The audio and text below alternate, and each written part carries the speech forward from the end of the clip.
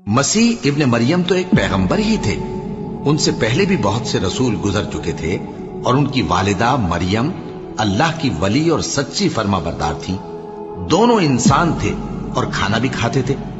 देखो, हम इन लोगों के लिए अपनी आयतें किस तरह खोल खोल कर बयान करते हैं। फिर ये देखो कि ये किधर उल्टे जा रहे हैं। कहो कि तुम अल्लाह के सिवा ऐसी चीज की क्यों परस्तिश करते हो जिसको तुम्हारे नफे और नुकसान का कुछ भी इख्तियार नहीं, और अल्लाह ही सब कुछ सुनता है, जानता है।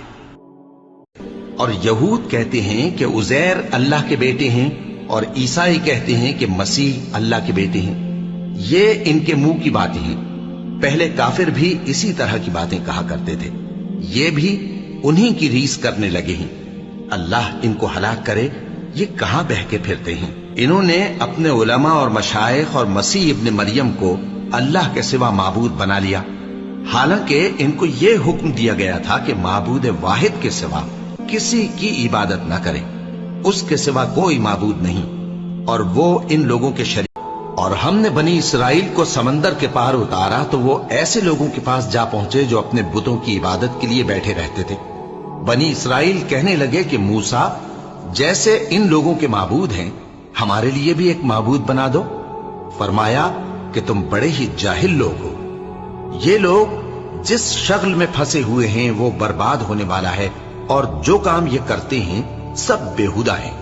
फरमाया, क्या मैं अल्लाह के सिवा तुम्हारे लिए कोई और माबूद तलाश करूं, हालांकि उसने तुमको तमाम अहले आलम पर फजीलत बख्शी है। फिरौन ने कहा, और रब्बुल आलमीन क्या होता है?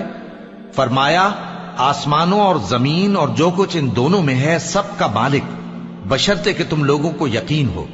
फिरौन ने अपने इर्द गिर्द के लोगों से कहा कि क्या तुम सुनते नहीं?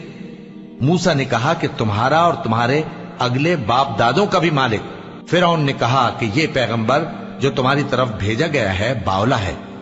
मूसा ने कहा कि मशरिक और मगरिब और जो कुछ इन दोनों के दरमियान है सबका मालिक, बशर्ते कि तुमको समझ हो। कहो कि ऐ अल्लाह, ऐ बादशाही के मालिक, तू जिसको चाहे बादशाही बख्शे और जिससे चाहे बादशाही छीन ले, और जिसको चाहे इज्जत दे और जिसे चाहे जलील करे। हर तरह की भलाई तेरे ही हाथ है और बेशक तू हर चीज पर कादिर है।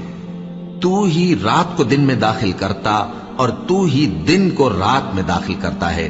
तू ही बेजान से जानदार पैदा करता है और तू ही जानदार से बेजान पैदा करता है, और तू ही जिसको चाहता है बेहिसाब रिज़्क़ बख्शता है।